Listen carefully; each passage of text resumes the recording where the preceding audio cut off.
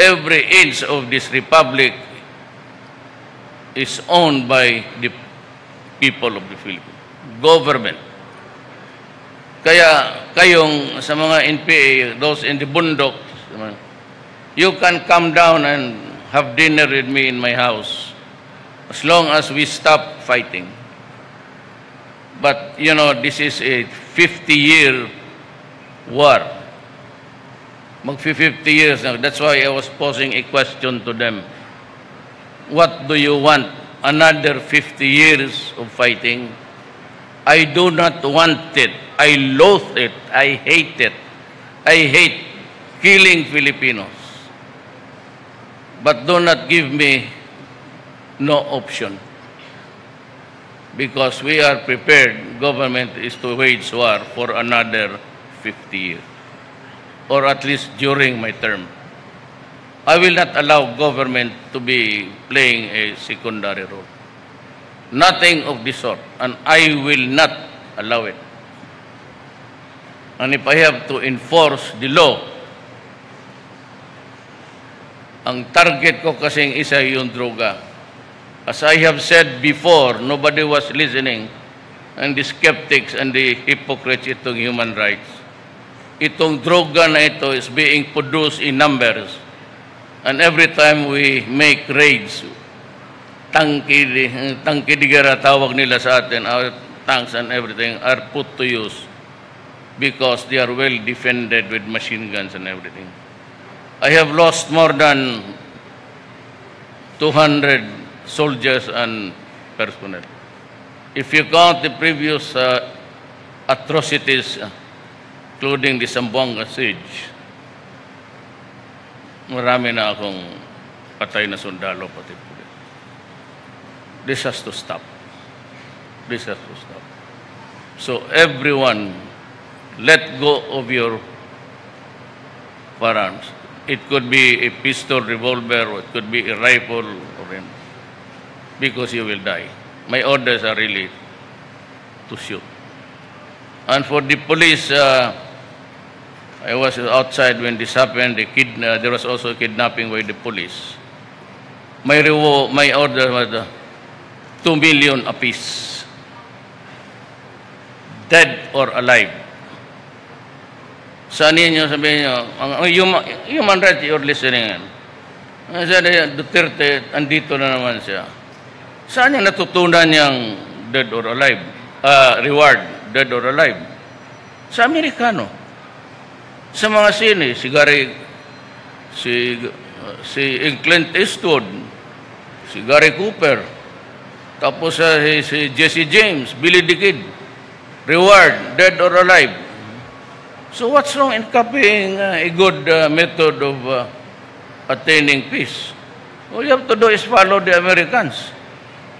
Kayo nag-invento niyang reward, dead or alive, 2 million for the neck, for the head of those policemen. Putang ina kayo, talagang papatayin ko. Tingnan. Let's say kayo. Sinabi ko nga kayong sa gobyerno, kayo ang mamaunang mamatay. Do not with me because you are adding trouble to the country. It will never be the same. Mindanao will never be the same after this. If I need another 60 days, I'll go to the Senate President and explain to him. He's from Mindanao. He's here, Senator Pimentel, the Senate President. And I've invited them to go to Davao and to listen to the briefing so that I can issue the order. As to ASO, I don't know if it is declared illegal or not. But it is the practice. I made a research. Martial law includes arrests without warrant, search without warrant.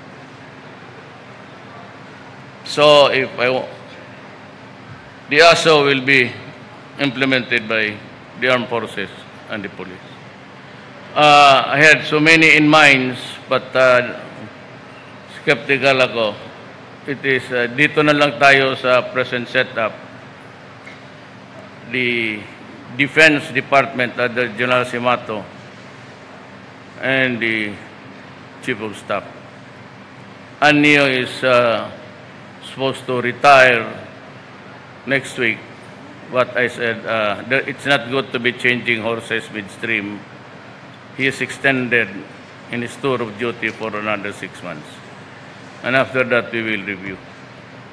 But he's supposed to take over DILG. Kasi may problema rin talaga tayo sa DILG. Especially the police. Pagka inutilita, not all. Few scalawags in between. But because of the lure of money, ang sindikato dito may galing sa CIDG, may galing sa Highway Patrol, may galing doon sa istasyon. May kanya-kanya silang sindikato, ang pulis dito, totoo. But Manila lang. Outside of Manila, Cebu is a hotbed of drugs. I think it was the floodgate of the drugs being produced. Ang terorista sa Mindanao has gone into production of shabu. And most of the fighters, even the young ones in Holo, when they fight the government security forces, most of the time lango sila. So they're suffering casualties. Kaya itong drugs talaga, pati ang pulis na nagkikidnap. My surprise really was he was involved in that Korean kidnapping na namatay. He was assigned somewhere in Rizal, Taguig, I don't know. But he returned to his mother unit. I was still working the day he was captured for the recent kidnapping of the wife of an inmate in Montegroma. Talagang gusto talaga nito kamatayan. Putang ina, ibigay ko talaga sa inyo, tignan.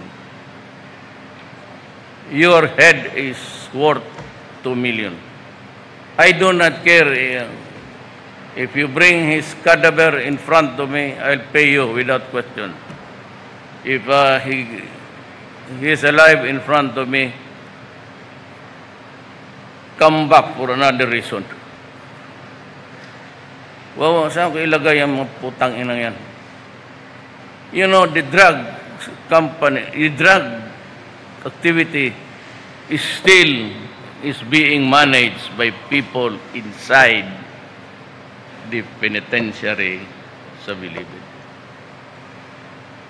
Ginawa ng lahat ng gobyerno, SAP, I don't know, baka gusto nilang subukan ang Marine.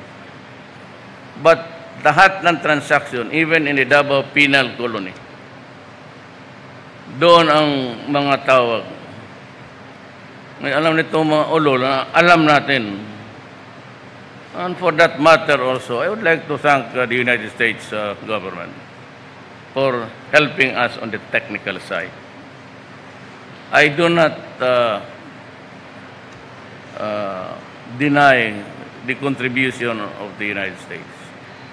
But because you make it hard for us to acquire on the reason that we are human rights violator, so I will advise the United States, do not come here because you are in the land of, sabi ninyo, violator of human rights. If you want to decide to protect the human rights of everybody, go to some other places. We will take care of the problem. Do not threaten us with imprisonment. Hindi ako bugok. I am a lawyer and I know where I should be. But if perchance I go to prison, I'd be happy.